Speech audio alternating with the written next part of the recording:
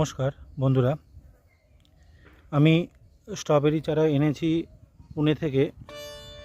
আমার চারা যেহেতু কতবার নষ্ট হয়ে গেছিলো গরমে, এবং এই চারাগুলোকে কিভাবে দ্রুত বৃদ্ধি করানো যাবে এবং কিভাবে তাড়াতাড়ি আরও বড় করা যাবে, গাছে কি খাবার দিতে হবে এবং দিলে পর খুব তাড়াতাড়ি ফুল ও ফল আসবে। বন্ধুরা, আপনারা দেখতে পাচ্ছেন আমি যে স্ট্রবেরি চারাগুলো লাগিয়ে দিয়েছি, এগুলোতে এখনও মালচিং পেপার দিইনি। এবং তার আগে আমি আপনাদের বলে দিই, মালচিং পেপার দিয়েছি সেই সাইডটাও আমি আপনাদেরকে দেখাবো। এখন আমি এই গাছগুলোতে যে খাবার দেবো সেটা আমি দেখাচ্ছি আপনাদেরকে। বন্ধুরা আসুন, চলুন দেখি। দেখতে পাচ্ছেন এই হচ্ছে খোল। এই খোলগুলোকে ভালো মতন এই জলে গুলে ভালো মতন দিয়ে আমি জলটাকে দেবো। কিন্তু এই এক বালতি জলে আমি খুব বেশি হলে এই মগে 2 মগ খোল খুলে দেবো।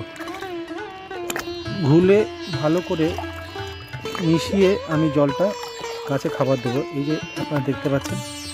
চলুন বন্ধুরা, আমি দেখে আপনাকে দেখাচ্ছি কীভাবে গাছে খাবার দেবো। এই যে গাছ দেখতে পাচ্ছেন, এই চারিপাশে আমি এভাবে খাবারটা দিয়ে দেবো। তাতে কী হবে, গাছের যে শিকড়গুলো বেরোবে সেই খাবারগুলো খাবে এবং খুব তাড়াতাড়ি হবে।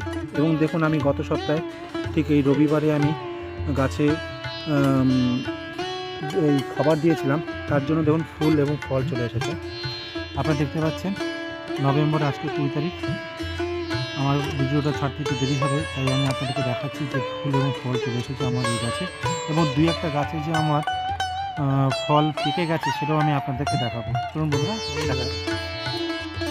মালচিং পেপার আমি 2 কেজিতে দিয়েছি। এবার অত্যাধিক বৃষ্টি হওয়ার জন্য এবং অত্যাধিক গরম হওয়ার জন্য আমি প্রায় 1000খানি চারা এনেছিলাম, কিন্তু সব চারা বাঁচাতে পারিনি। এই যে মালচিং পেপার দেওয়ার পর আমার দেখুন স্ট্রবেরি গাছে ফুল চলে এসেছে। এবং আপনি দেখুন এই যে ফলটাও প্রায় পেকে গেছে এবং সুস্বাদু একটা ফল আপনারা দেখতে পাচ্ছেন। স্ট্রবেরি প্রত্যেকটা গাছে ফুল এবং প্রত্যেকটা গাছে ফল দেখা যাচ্ছে। নভেম্বরের আজকে 20 তারিখ। ডিসেম্বর থেকে আমি এই স্ট্রবেরি বাজারজাত করতে পারবো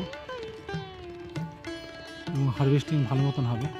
দেখুন বন্ধুরা, প্রত্যেকটা গাছ সুন্দর সতেজ। এবং আগামী বছর জন্য এখন থেকে চারা তৈরি করে রাখবো। তাই বন্ধুরা দেখতে পাচ্ছেন প্রত্যেকটা চারাকে আমি এই রানার যেগুলো বেরিয়েছে সেগুলোকে আমি এই প্রত্যেকটা প্যাকেটে মাটি নিয়ে দিয়ে দিয়েছি।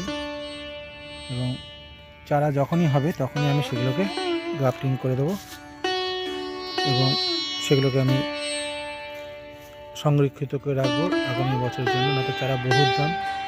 এই চারা আমার বাড়িতে আসতে প্রত্যেকটা চারা পিস 15 থেকে 20 টাকা পড়ে গেছে।